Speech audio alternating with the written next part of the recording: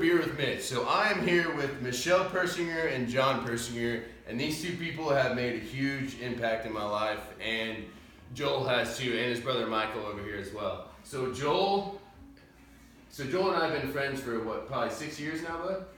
I think we did a lot of times together. Yeah, absolutely, yeah. So it's been more than 6 years, because we've been here 6 years. You've been here for 6 years, so, and we started out at your old house, right? So it's close So to 8. 7, Eight? 7 to It's been 8 years? 8 years. Could be, Oh wow, yeah. So it's been 8 This years. might be going into the 8th year. So going into the 8th year. Yeah. Okay. Yeah. So That's a long time. I was just thinking too, because I was thinking 6 years. I was thinking so I met Tyler, and Tyler was how I got introduced to Joel. Tyler, we met him when we were living on Olney. our other house. So Yeah. it's 8 years. It's got to be going on 8 years. Okay. Yeah. Because So I remember the first time I picked up Joel and we went walking on the Monon, and do you remember that tree fell on my car? I do know. It was my very first day at Joel, and I'm like just picking up Joel. I'm like, all right, well we're gonna go walk on this Monon trail and figure it out. We'll hang out and get to know each other and hang out. And then get back and there's a huge tree on my car, and Joel's like, oh my God, what do we do? And I was like, oh, don't worry, Joel, we got it. And then So he helped me get this huge limb off of my car, and then we came back and Michelle's like, oh my gosh, is your car okay? Is everything all right? I think you ended up, didn't you go to our tire guy, because at one point John referred you to some That's right. place on 46th Street. Yeah. That's right. We I sent forgot all about our that. good friends. I forgot about that. Yeah. I forgot. Yeah. So my car, I think the battery died or something, or I had Something something you like needed that. it repaired now. Yeah. Your tires were bald. That's what. That's right. That was right. Okay. Yeah. I said, Mitch, if you're going to be driving around on bald tires with my son in your car, You didn't, probably a good you idea. didn't say that Put some one. new tires. Yeah, I did. You didn't say I'd say. I think you did. I think you did. I did. I think you did. Yeah. I showed you how to get it fixed. So. Yeah. So. At the place. Yeah, I said. I remember that. Yeah. I remember that. Yeah. Holy cow, yeah. Anyway. Yeah, so. See how we bring up. So we- Yeah, right. So, hey, Mitch, That's good. this is part of being an adult. You probably need, diesel tires on your car so you don't wreck, right? Yeah, that's Fair. right. And then kill another person. Right. Right. It's probably. You might edit that out. I love this part. This is the best one. Anyway, you got to. We had to help know Mitch us and Joel quickly. out. Yeah, absolutely. And then, so Joel, since he also hung out with Tyler a little bit, he would come over to our house and we would watch Fox and the Hound, and we watched Mulan a few times, and then we watched a few other movies. Say what? Scott, did you ever remember? Yeah, Scott. Yeah, absolutely. Scott Joel Lewis was there as still well. wears the bracelet. I think Scott made that. Joel, you still have Scott's bracelet on. That's awesome. I still have it. That's awesome. I'm gonna have to show Tyler that. Yeah, you should. Yeah, Tell him I said hi too. I will. Yeah, he's in Vincennes right now. So he's he's not too far away. Scott or no? So Scott is in Tyler. Michigan. Yeah. What's Tyler doing in Vincennes? Minister. Yep. Oh, Yep. So he's okay. in ministry. So he just accepted a ministry job at Washington. Okay. Yeah, at Washington. Okay, because I thought he was at Traders Point. Is that? Yeah, so he was, and then he moved to Vincennes about year and a half ago, 2 years ago, Okay. and then he just recently moved to Washington. Okay. Yeah, he just Well, recently no, moved good to for him Washington. with his 2 little girls. Yeah, exactly. Yeah, no, he's a good dude. It works. Yeah. Is it working? I feel like it's just so formal for me to sit here holding it. Yeah, right. Yeah, I'm saying just make it casual. But so do you guys remember the first time that the doctor told you that you had a baby with Down syndrome? Oh gosh, yeah. Yeah. You don't forget that. So They don't tell you that you have a son or a daughter. We think you do. Well, they told us. They thought they were going to No, I order. remember a perfectly. test. The pediatrician who I loved was a great guy, and I just loved him. And I was in recovery. I was the only person in recovery after having Joel. I had a C-section, And John went home to like call all the family and everything, and you know, it was just happy, happy, happy. And then I could still see him coming across the floor of the recovery room, and I didn't think anything. He was wanting to talk to me about the baby. That's customarily what they do. And he was just like, oh boy, you got a great little boy, and this, it was so kind of him. He said he's really healthy, and he went on and on and on. It's 10 fingers, 10 toes, and I'm like, oh, I know, we're so excited. He goes, well, I did want to tell you, and he used this word, it was like, we have something a little more complex, I think. And I thought, okay, that doesn't sound so scary. And he goes, I think Joel may have Down syndrome. And a lot of people didn't know, needed an explanation, but I had a background that had taught me about it, had taught me a definition, taught me nothing about it, but gave me a definition, so I knew, well, this is serious, and this is a big deal.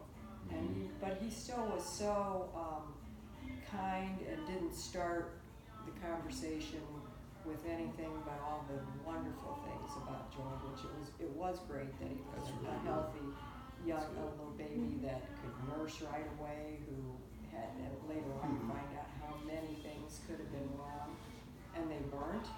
And Joel was so healthy that, and I was always appreciated him introducing the more complex problem that way. So I never forgot him for that. But then afterwards it was downhill. So downhill as soon as he got into school, or was it like No, I mean like the next day. The professionals, it was a completely, they probably would not say this, but for us it felt like a completely different experience.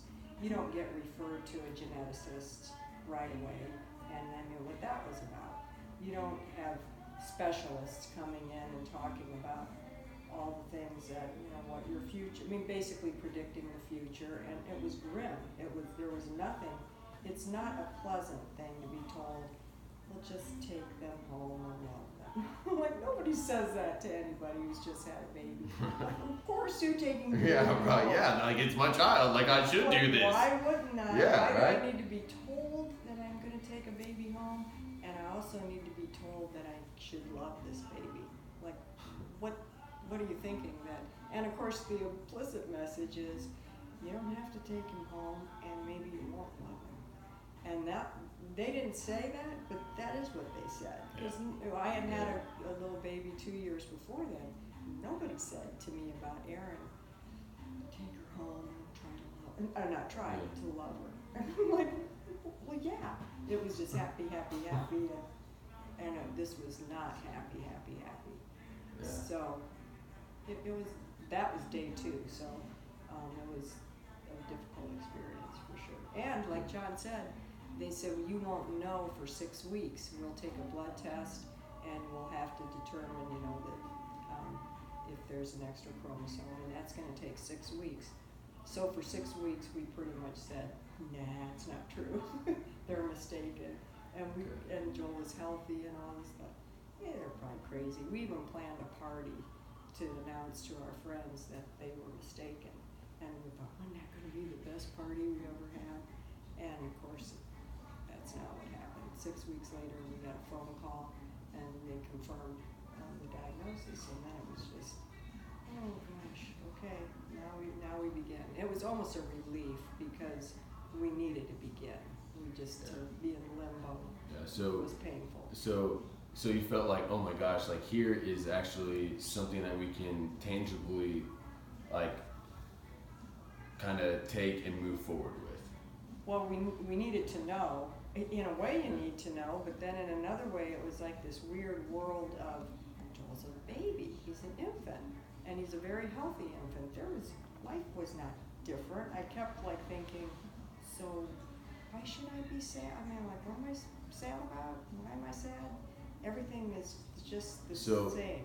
So were you questioning that you should be sad because other people were telling you that you should be sad, or was Well, it I more I knew what Down syndrome was. I mean, I knew definitionally what it was, and I certainly didn't know what the future was going to be, but I knew it was a significant change of life for Joel, and of course the the doctors were not painting a good picture. It was oh, this is not going to be pretty. This is a person who won't do blah, blah, blah, blah, blah. It was just, would tick off all the things that, you know, he may not speak, he may not even know who you are, which that was my greatest fear, was that just cognitively he wouldn't have the capacity to identify you as his parents, or maybe would never call you mom, or, you know, little things like that that you just take for granted. That it always seemed very grim.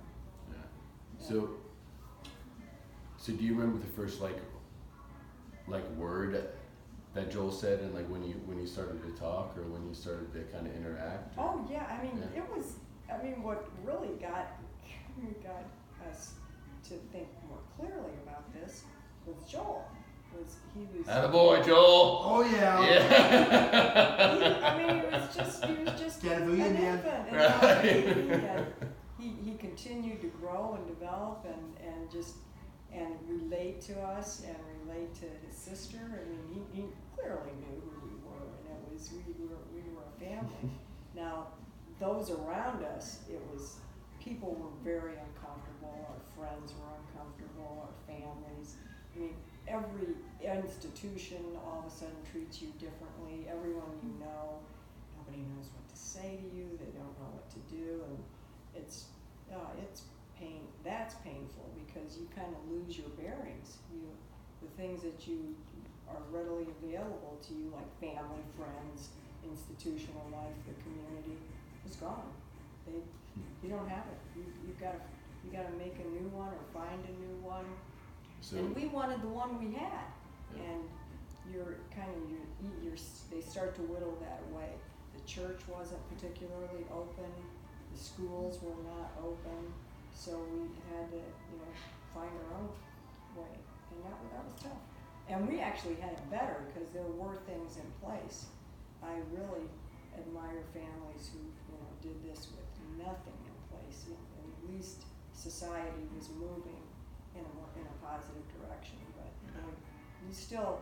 I mean, they called us pioneers, and I'm like, pioneers? We're parents. I know. Right. I don't want to be a pioneer. What that tells me is you haven't done the work. Yeah. Right. We got to be pioneers. Right. That's not great. Some more bad news. Right. I just want to be a stay-at-home mom. Okay? No, you're going to have to join the legislature. You're going to have to push the school board. You're going to have to know all this stuff about every social movement going to make just an incremental change or something better for people. But we did. Yeah. So in that time frame when Joel was kind of first born, did you guys feel like your marriage was kind of like where you guys were like, okay, like we got to come together? Did that kind of change your relationship as well as like looking forward to like looking for opportunities, or is that? I don't want to talk for you. Yeah. Come on, yeah, John. There you go. I'll tell you if you're wrong. Yeah. That comes off. Oh no, you better keep that in there. I like that. That is real stuff right there. Yeah.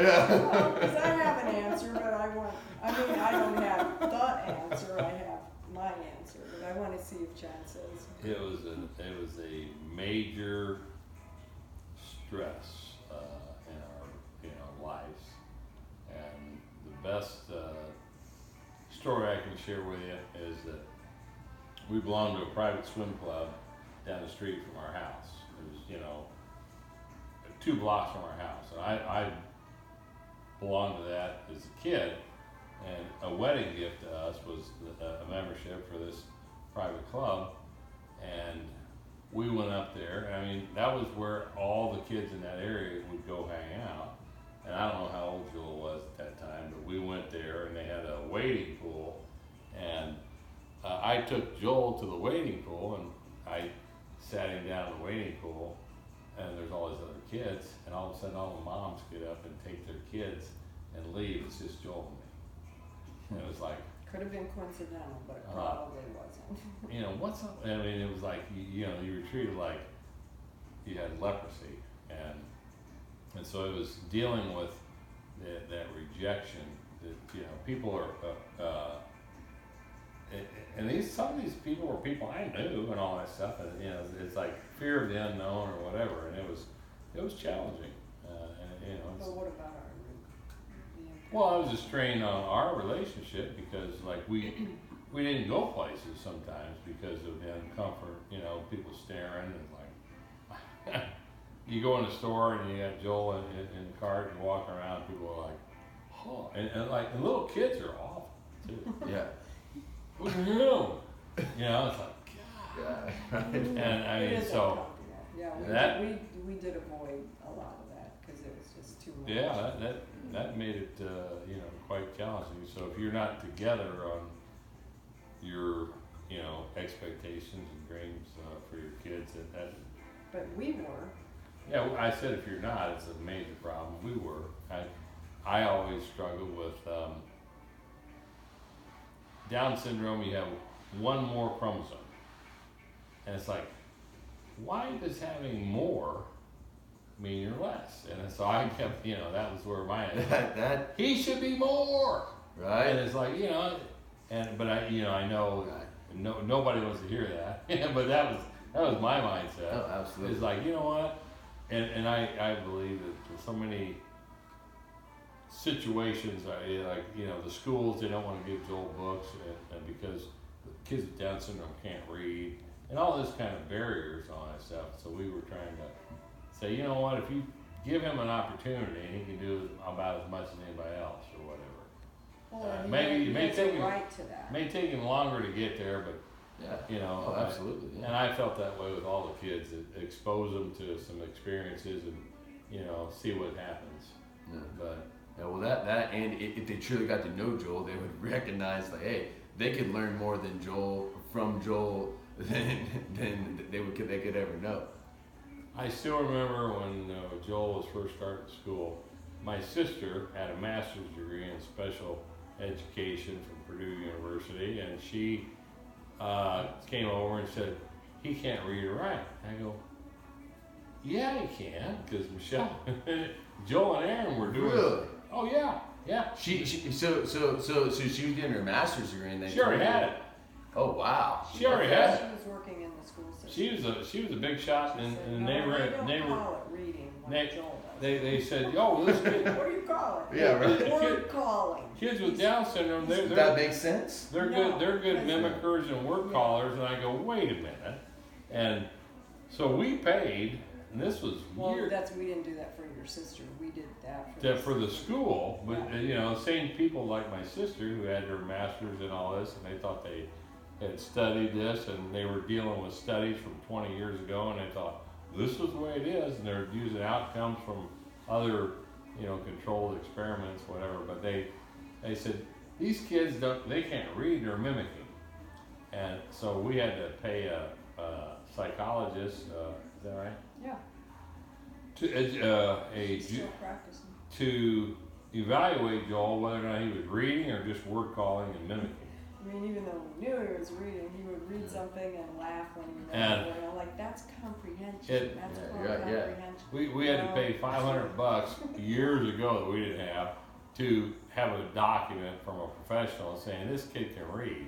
And I mean, he was playing with the computer and because we were buying video games and doing stuff with Joel, just like we were with Aaron, his sister. And you know, Michael, same thing. All the kids were pretty smart. It's like, but the educators, they go, oh no. It was like, this study from over here says these kids don't have that skill. I go, give them a lot of chance. incorrect things. And That people was- plateau. There'll be a place where Joel will quit learning and never will learn anymore. Like, well, so far that hasn't happened. That's completely false. I don't know if they teach that anymore, but it certainly was taught to us that you would reach a point where learning would stop. They Just not true. So They wanted to send Joel to another school when he started, which we moved. We had a nice house near Butler University we loved, and I had no intention of moving, but Michelle said we need to move because of the educational system. So we sold that house and moved to another school district. And we get there, and they said, you know what? Joel's not going to his school right down the street. I could have walked him there because we send kids with special needs over to, you know, the north side area, and it's about, you know, 8-mile trek. And I go, why? And of course, Michelle and I were both fighting with these people in the schools about that makes no sense. Why can't he go to the neighborhood school like his sister does? Well, it wasn't legal either, and so we So always, we fought him. we had him. But it took us 4 years to make the move. He got to finish 5th grade there. He did. Yeah, so make the move, like not the house, but from the school you're talking about. Right. Yeah, To be able to attend the neighborhood school with people that didn't. The law says you have a right to go to the school you would attend if you didn't have a disability, and you have a right to be educated with your non-disabled peers. Yeah. And the only way you cannot receive that educational placement is if they can demonstrate that there isn't progress or you're damaging an opportunity for other people. Well, they could do neither, but it still took 4 years to get people to, because it was such a massive change.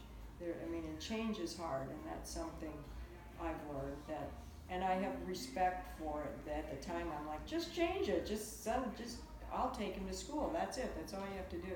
It's like, oh man, the whole system, top to bottom, needed to be changed to do that. And a change in an institution like a school system is hard work, and you got to find lots of allies. We had the law on our side, but it was like, so what? We needed teachers on our side. We needed allies that were agreed with On the that. board, you needed the whole Oh yeah, entire. the top to bottom. We Yeah. needed the superintendent to be. I had no idea when I said, "Well, I'm just gonna talk to a couple people." They said, "Can't be that hard." Oh my gosh, it was more the hardest work I've ever done. Yeah. To try to get that to happen. And this is an institution that's supposed to be on our side. This is one, Right. like, they're public servants, and we're the people who pay the taxes. Why are you working against us? So that was difficult too. But Joel, we did got some nice stuff. I hear that it's Attaboy, Joel. what we really Yes, wanted it was is. true systems change, so the people behind us wouldn't have to do this, and that did not happen. When we left, there were 5 families that worked together year after year to secure integrated education, and we got it.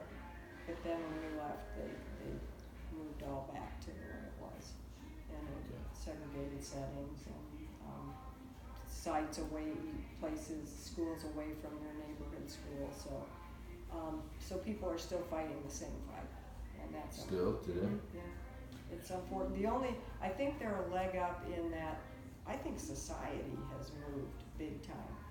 The school was a much harder environment to work in than the community. Just general people, like Joel has 2 jobs. He's been employed multiple times, multiple places. We find those settings to be quite open to opportunity for people. They want it to be a success. We want Joel to have a good experience, and they see what he brings to the work environment. So they recognize a win-win. Those have been good experiences. It's important to have good, solid relationships with people, but the community at large has been much more open and inclusive in the school ever. And you would think it would be Lots just, of it, you yeah. would think the schools, I always anticipated they would have a leadership role. They don't. At least that was not our experience. But the community has generally speaking, is much more open.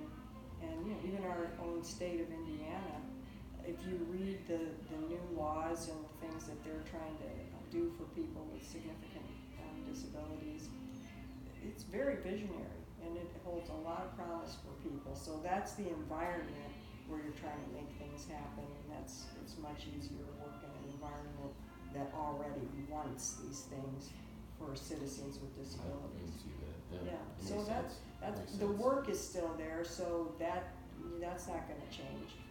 But the openness and the willingness and the recognition that these people are citizens.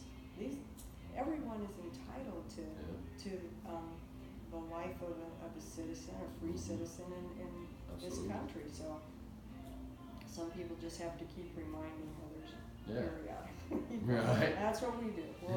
We're the reminders. That's good. So on another note, so how did you teach Joel his sense of humor? And so what was it like? Did it start at a certain time, or was it start with shows and movies, or did it start with just consistent conversation, or because Joel has a great sense of humor, I must say, right, Joel? I do. Right. Joel just is that way.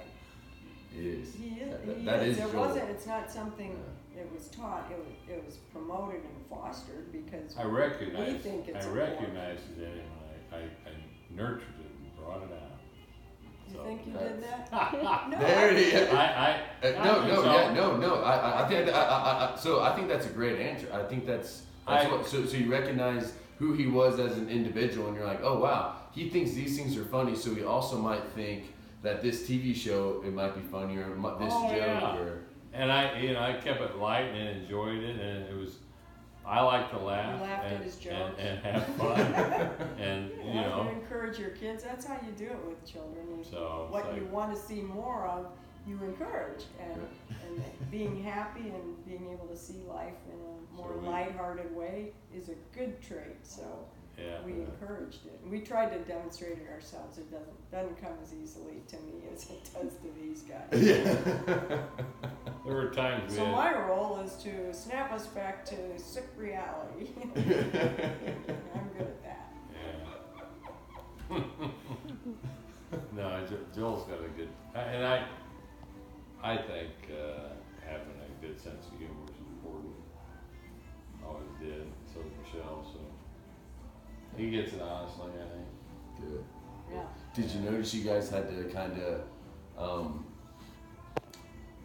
so almost fight for your sense of humor a little bit as things kind of got more difficult with the school system and your friends and your family, and you kind of like fight for your sense of humor as in, okay, you're like, yes, so life's getting more difficult, therefore but things are still funny, like we still are a family, we still have our sense of humor, and if other people choose not to laugh at the things we do, like we still have our sense of humor type thing. One thing that we deliberately did was have our home was a haven for us, and we just insisted that it be, because it was the one place we knew where everybody was accepted. No matter what you did, how silly it was, how hard it was, you could be safe here, and that's the way we've always treated our home. So we always had a place, and it was our home, and all the kids, all three of our kids have had challenges in their lives, but they've always known they do have a place where it's safe, where you can laugh, where you can cry, where you can be as frustrated and discouraged as possible, but you're safe here. And John and I feel strongly about that. Home and family is your first line of defense, so we work really hard at keeping our family strong and a place where you know you can always go and be safe. That's awesome. So what I'm hearing too is just you guys had so you start off with a strong family in the home, and you didn't treat Joel differently than anybody else. It was like, hey, this is what we're gonna encourage. This is he has certain expectations, and then so I remember having conversations with you guys where you guys would give Joel like chores and responsibilities around the home, and you've given him some sense of just like really responsibility. Can you talk a little bit about that? It's the dignity of being a genuine member of our family, or of any family. Well, if you're a member of this family, the expectations are you listen, you pull your weight, you work hard, you're a contributor, and that was the expectation for Joel too.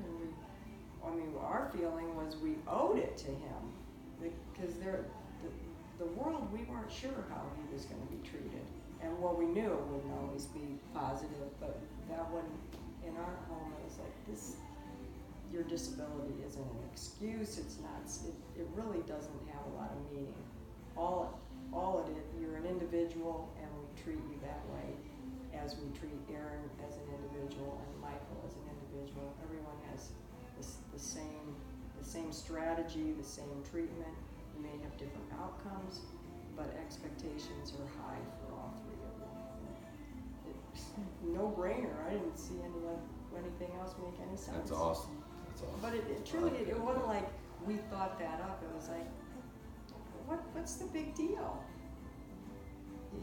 And why is it any different than anyone? We do label people.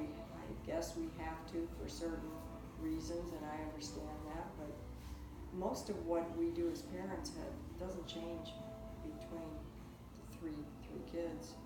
It just doesn't.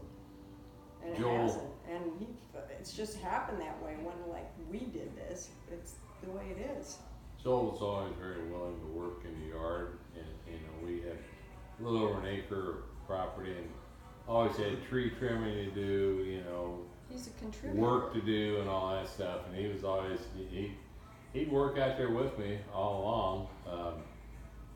I haven't got And the him. lawnmower. Up the I haven't tree. got his own riding mower, and I took the blades off of it, and Yeah. and I thought, you know what, I'm mowing this, and if Joel could mow part of it, that's going to cut less time for me. So I took the blades off, and I thought, well, I'll let Joel see if I can get him to do this stretch of the lawn. And that didn't work too well because we had some evergreens, or spruce trees, I should say. And anyway, I turned around and Joel just took that riding mower and just ran full in that spruce tree. It was going up like this.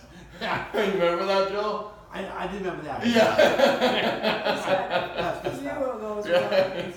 But He took a golf cart at school and did that. yeah, It was- but like I had then I yeah, I mean, thought this isn't gonna work. And I got a ZTR, which was a great mower, but I thought, well, Joel could probably learn how to, because he was really good in video games. He could probably. I let him try to drive the ZTR. I had the blades out. Yeah. But he did a really good job at driving that and turning around and all that stuff. He's pretty good with that. That boy Joel. Yeah. Oh yeah.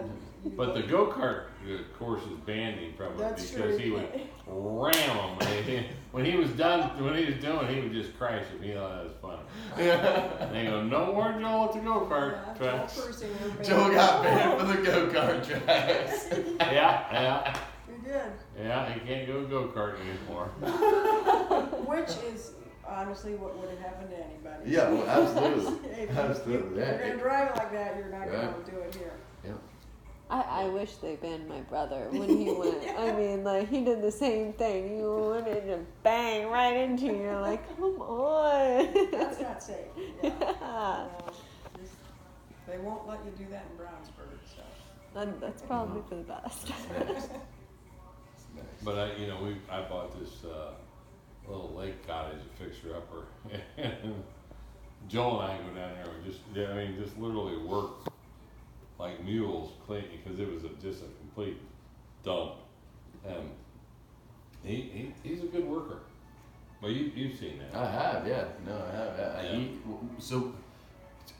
So when we used to make meals and stuff, he used to help out. And I would give him a specific task, and Right. you can use knives well, it's very nice and slow, but it's good. He never cut himself. Knock on wood. We always got everything done. Yep. It's good. So next time I come over, we're gonna have to dive deeper into like the story and kind of and ask a few more questions and That's, like maybe it's not like 10 o'clock at night, right? that's fine, yeah. No, There's no, more to the story. No, It's abs- ever unfolding. absolutely. Well, so do you guys still find things like so in today that when you go out in the community or anything like there's still kind of that stigma, or do you find like it's getting better, or are you just kind of like used to it, I or don't know is if it? it's us. I think it's us, where I remember thinking will I ever go out with Joel and not be just so conscious of people looking and just feeling disapproved of? Will I ever not do that? And I think I have. I think I'm at the point now where I don't care. And that's growth. That was personal growth. That isn't Joel's fault. That's something. That's a personal thing that I needed to manage and deal with, because it could hold Joel back, because it was personally hard for me. And I don't know what happened. I just got old and said I'm not doing that anymore. Like, screw you! I remember one time going into a store and what I would do, and it was such a dumb thing that I'm embarrassed to admit it, but we would be in line, and I could see people like, oh, we're going to be slower, we're not going to get our groceries on the belt as fast, so I would just let people go in front of us. I go, you go ahead, you go, oh, okay, thanks. So they'd go ahead and I'm like, okay, good, one less person to be disapproving of us. And then one day I was just like sick of it and thought, why does Joel not have a right to stand in line as long as he needs to stand in line to manage his groceries? And I'm just having this conversation, and I'm sure other people are thinking, oh, there's one in aisle 3 I'm worried about. And it was just one of those moments that it flipped for me, where I thought, you know what, he's got as much right to be here and take up as much time and energy as anybody else. So, and I just got past it. So I know I have. You were better at this. I've personally improved. Maybe things weren't as bad as they felt. Yeah. Did you find yourself like from like a yoga perspective or whatever, like kind of like being more present in the moment and kind of like, okay, well, so other people's opinions just matter less because I'm here to serve Joel, I'm here to help him, I'm here for my family. Like, did you kind of just adapt more of that mindset as far as, oh wow, like I'm just gonna live my life. This is my life. I love like nothing is different. Like it was. I tried to do that. What finally got me, and it got me through a lot of difficult situations, is I started to think, and I would take it to the very end. All right, this is my last day on earth. What's important? And I mean, I've had to be that extreme with myself to say, who do I really owe allegiance to? Whose face do I want to look into and say I did as much as I could, the right thing for you? And I thought, it's not these people in the grocery store, it's Joel. So whenever I had to make a decision or had to work through things, it was always, where does my allegiance lie? And it was Joel. So it helped me to go, okay, well then the rest of this, it just, it becomes very clear when you start asking yourself those questions. Oh yeah.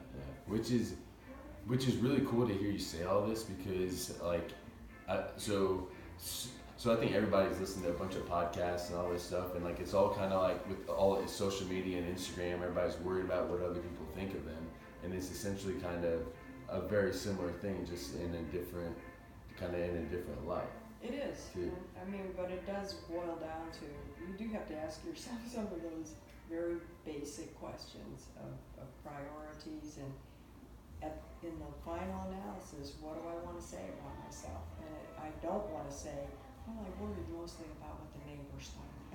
I don't want to say that, so I shouldn't behave that way. Right. I want to worry about, what is he going to think? Right. When I'm gone, is he going to say, boy, she worked hard? Or is he going to say, oh, she just always cave into the neighbors? Or does somebody else, what do they think? So I don't, it still is a struggle for me, but I know the answer, and I know the direction I need to go in. It's over there. What about you, John? Well, that's where I'm at. It's like, not to sound, rude about it, but if people don't value Joel, that's not the kind of people I want to hang with. So I just like move on, and because they don't know him, that's their problem, And it's like, because I've spent the time to get to know him and all that stuff, and other young men and women with disabilities, whatever, and I learn from everybody, and if somebody's one that just like said, nope, that guy's out, that's not the kind of people I want to hang with. There just aren't that many people. I mean, we mostly laugh at how we are known as, I'm Joel's mom, he's Joel's dad. I mean, You know, we don't have names, we don't have our own You know, identity. But it's Joel. I mean, he knows people all over the Yeah, North. He does. You can't go anywhere, and I'm like, how do you know them? Oh, I did this with them, or he's He friends. he has a with them. great memory too. Oh, Yeah. He has a great memory. you know what, Mitch? Yeah. Turn the news on and listen for 15 minutes, and they're going to rattle off a bunch of different yahoos. And those folks had, you know, they're people we're supposed to pay attention to and all that stuff. And then, you know, Joel and other people like Joel have different disabilities that are, quote, different. It's like, are they, you know, what? Why are they not accepted? And these people are supposed to be. It's like, I don't. No, No. the world's a little upside down. It's totally upside down. And that's the thing with Hollis Adams and all that. The young men and women, and some of them are 50 years old now. But anyhow, these folks are they're cool people. They are. They really are. And if you don't, it's your loss if you don't take the time to get to know them and all that stuff. And I've learned a lot from, you know, those individuals and stuff. So you got to be open to that, or you know, it's your loss. Yeah. And that's how I don't apologize for Joel. If somebody wants to minimize him and all that, that's fine. I feel sorry for her. It's like, oh boy. Oh, he's so No. special. It's like, okay, you know, next. 'Cause, you know, he's one of the guys. No, they just, So they don't know. So, anyway. that's it. Right, Joel? Yep, that's us. Yeah, that's us. With guys. We are the guys, dude.